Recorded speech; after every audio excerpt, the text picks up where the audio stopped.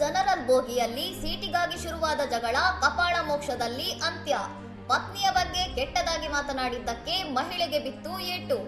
Railway general ಕೋಚ್ನಲ್ಲಿ ಪ್ರಯಾಣಿಸುತ್ತಿದ್ದ ಮಹಿಳೆಯೊಬ್ಬರು ಸಣ್ಣ ವಿಷಯಕ್ಕಾಗಿ ವ್ಯಕ್ತಿಯೊಬ್ಬರ ಜೊತೆ ವಾಗ್ವಾದಕ್ಕಿಳಿದು ಅವರ ಪತ್ನಿಯ ರೂಪ ಮತ್ತು ಕೆಲಸದ ಬಗ್ಗೆ ತುಚ್ಛವಾಗಿ ನಿಂದಿಸಿದ್ದಾರೆ ಎಂದು ವರದಿಯಾಗಿದೆ. ಜಗಳದ ವೇಳೆ ಮಹಿಳೆ ಕೈಯಲ್ಲಿ ಚಪ್ಪಲಿ ಹಿಡಿದು ದಂಪತಿಗೆ ಬೆದರಿಕೆ ಹಾಕಿದ್ದು ಅವಹೇಳನಕಾರಿ ಮಾತುಗಳನ್ನಾಡುತ್ತಾ ಪ್ರಚೋದನೆ ನೀಡಿದ್ದಾರೆ ಎನ್ನಲಾಗಿದೆ. ಆರಂಭದಲ್ಲಿ ಸುಮ್ಮನಿದ್ದ ವ್ಯಕ್ತಿ ಮಹಿಳೆಯು ತನ್ನ ಪತ್ನಿಯ ಬಗ್ಗೆ ಅತಿ ಕೆಟ್ಟದಾಗಿ ಮಾತನಾಡಿದಾಗ ತಾಳ್ಮೆ ಕಳೆದುಕೊಂಡು ಸಾರ್ವಜನಿಕವಾಗಿಯೇ ಆಕೆಗೆ ಕಪಾಳಮೋಕ್ಷ ಮಾಡಿದ್ದಾರೆ.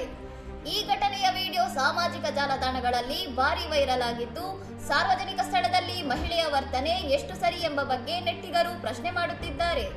ವಿಡಿಯೋ ನೋಡಿರುವ ಜನರು ಎರಡು ಗುಂಪುಗಳಾಗಿ ವಿಭಜನೆಯಾಗಿದ್ದು, ಕೆಲವರು ಮಹಿಳೆಯ ಉದ್ದಟತನವನ್ನು ಖಂಡಿಸಿದರೆ ಇನ್ನು ಕೆಲವರು ಪುರುಷನು ಕೈ ಮಾಡಿದ್ದು ತಪ್ಪು ಎಂದು ಪರವಿರೋಧದ ಚರ್ಚೆ ನಡೆಸುತ್ತಿದ್ದಾರೆ.